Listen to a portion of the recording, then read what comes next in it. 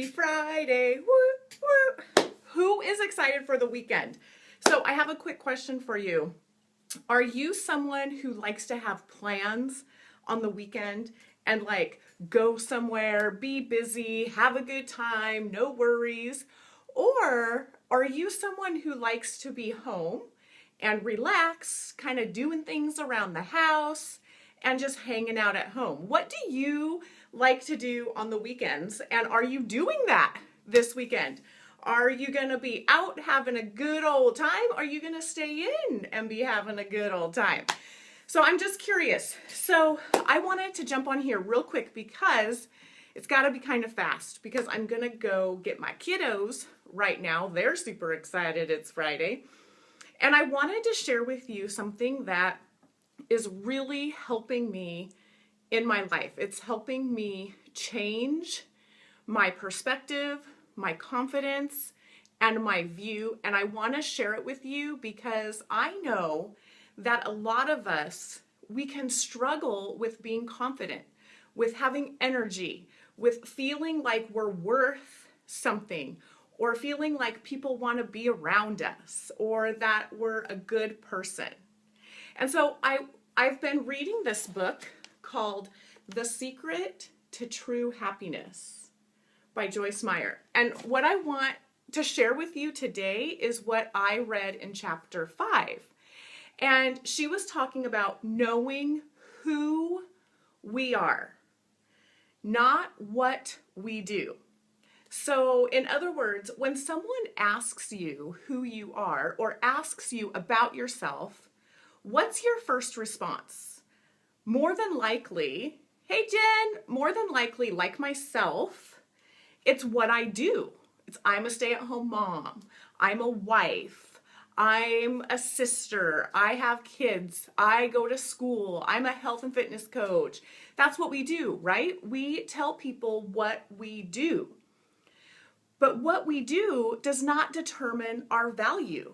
In fact, if we tell ourselves that we're valuable according to what we do, then we're going to live stuck in these perspectives that we're not good enough.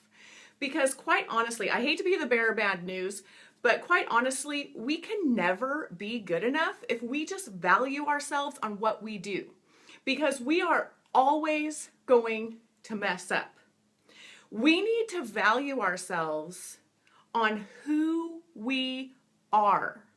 And as a believer and as a Christian, my identity and your identity has to come in Christ, because being in Christ makes us right with God.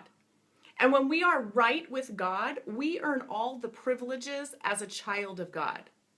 And in the Bible, God promises us amazing things. And He promises us that we are valuable. He promises us that He loves us. He will never leave us. He will never forsake us. We are free in Him. So if we value ourselves according to us, we have nothing. But if we value ourselves according to God and believe that Christ died for all of our wrongdoings, we have everything. We have eternal promises, and we have freedom, and we have confidence. And mostly our freedom is in not having to please other people, because Christ has already taken care of it. So we can't view ourselves on how we view us, but instead how God views us. So think of it kind of like if the Queen of England were to come to the United States. Do you think that people would ask her for a list of what she does in order to give her favor? Not even close, right? She gets favor because of who she is. And the same thing happens in Christ. We don't get favor with God because of what we do. In fact, we can't do anything to gain favor. But instead, we gain favor because of who we are. When we believe in Him and we understand as a child of God that we are pure, we are holy, we are righteous, We are valued. We are loved in Christ. So think about it on a human level. If we do that with the Queen of England on a human level, just think about what God does with us on the God level. Okay, so I really want to encourage you today to really grasp that who you are in Christ is so much more than what you do. And I just want you to experience the joy and the freedom and just knowing how awesome you are in that. Because in Christ we have everything, but with us, we don't.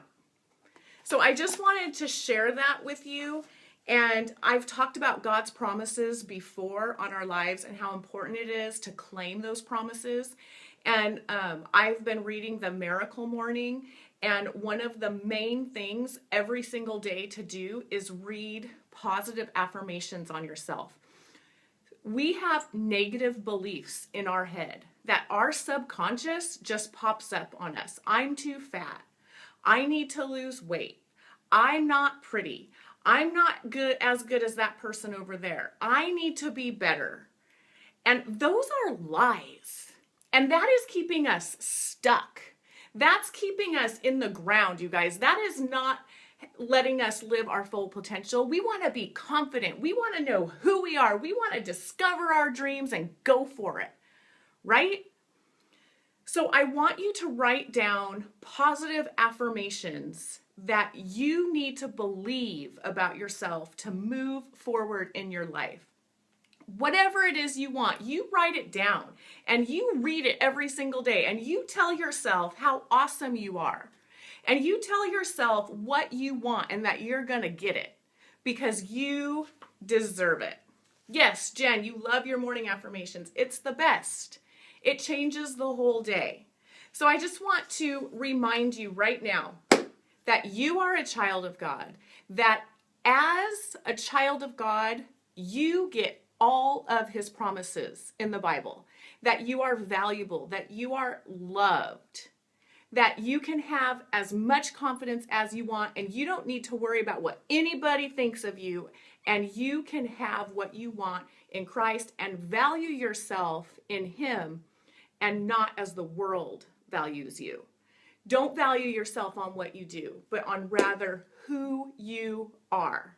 All right, you guys, thanks for joining me on this Friday. I hope you have a fabulous weekend, and I'll be checking in with you soon. I love you all. Mwah. You guys are all awesome. Chat soon. Bye.